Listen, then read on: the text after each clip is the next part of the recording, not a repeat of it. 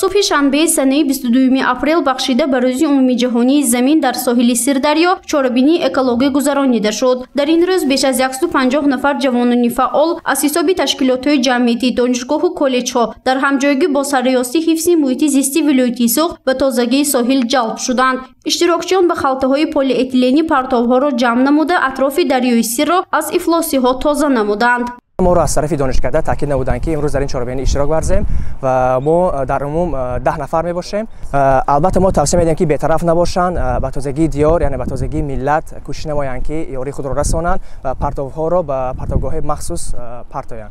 در اینجا خیلی چیزهای بد بسیار است و آدمایی که در این شهر زندگی میکنند توصیه میدیم که همین کارو نکنند تا که هوای شهر ما ویران میشود و کسل‌ها بسیار میشوند. برای اون بهتر میشد که هر یک شخص همین پرتوها را در پرتویند بهتر میشد. گروه جوانان فعال در چهاربینی اکولوژی برای تازه نمودن ساحل سیردریا سهم خود را گذاشتند. آنها دست جمعانه اطراف دریا و راهروها را از پرتو و هر گونه افلاسیات تازه نمودند. در چهاربینی اکولوژی گروه جوانان از تشکیلات جمعیتی رسانه‌نگار، مرکز آمریکایی در شهر خوجند، دانشگاه‌های عالی ولایت و لیسه‌های کسبی تکنیکی اشتراک نموده برای تازه نگاه داشتن محیط زیست بخشیده به روز عمومی جهانی زمین سهم خود را گذاشتند.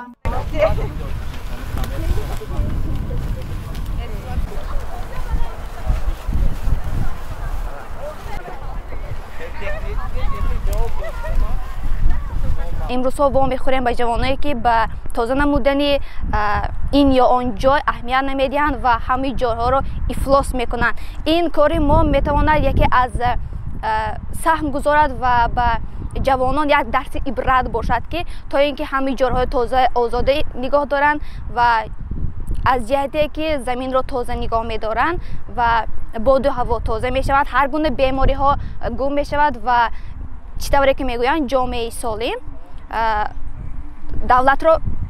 دولت را پیش میبرد و اینچنین میخواهم به جوانان گویم که همین کارها را نکنند و سهم خود را در تازه نمودن محیط زیست گذارند. سرمتخصص سرراستی حفظ محیط زیست در ولایت سوخت خورشید سعیدов میگوید که تشکیل و برگزاری چنین چهاربینی‌ها برای بلند برداشتن معرفتی اکولوژی اهالی مساعدت میکند. اطلاع داده شد که گروه جوانان در این روز بجز از تازه نمودن ساحل سیردریا اینچنین برای تازه کردن باغ بوتانیکی شهر خوجند و آب و تابگاه‌ها نیز جلب میشوند، زیرا روزهای نزدیک موسم آبازی هم آغاز میشود و با این وسیله آب و تابگاه هم از پرتوها تازه کرده میشود. هدف از تشکیل اکسی اکولوژی هم این پیش از همه تازه نگاه داشتن حفظ محیط زیست و جلب هرچه بیشتری جوانان به تازگی و کارهای آبادانی محسوب می شود. تصمیم گرفتیم که ما امروز در دایره برگزاری اکسی مذکور دو آب و تابگاه مرکزی شهر خوجند، باغ بوتانیکی، باغ غلبه رو از پرتوها تازه کنیم، از علف‌های خشک و بیگانه و عموما آب و تابگاه رو به موسمی گوییم که شناوری که علاقه من شهروندان در اینجا سیر و گشت دارند و پس از یک ماه موسمی آبازی سر می شود و برای همین هم خواستیم که کمتر این منطقه ها برای این آماده باشد. همه سال سنه 22 اپریل در جهان روز عمومی جهانی زمین تجلیل کرده می شود. در این روز توجه اهالی بیشتر به تازگی زمین از پرتو و هر گونه افلاسی ها جلب می شود. هدف از اعلان نمودن این روز ترغیب تازگی حفظ محیط زیست بین اهالی و بلند برداشتن معرفتی اکولوژی ساکنان محسوب می شود. گزارش فرزانه شمسی و نسیم رحیمов برای برنامه اطلاعاتی خبر.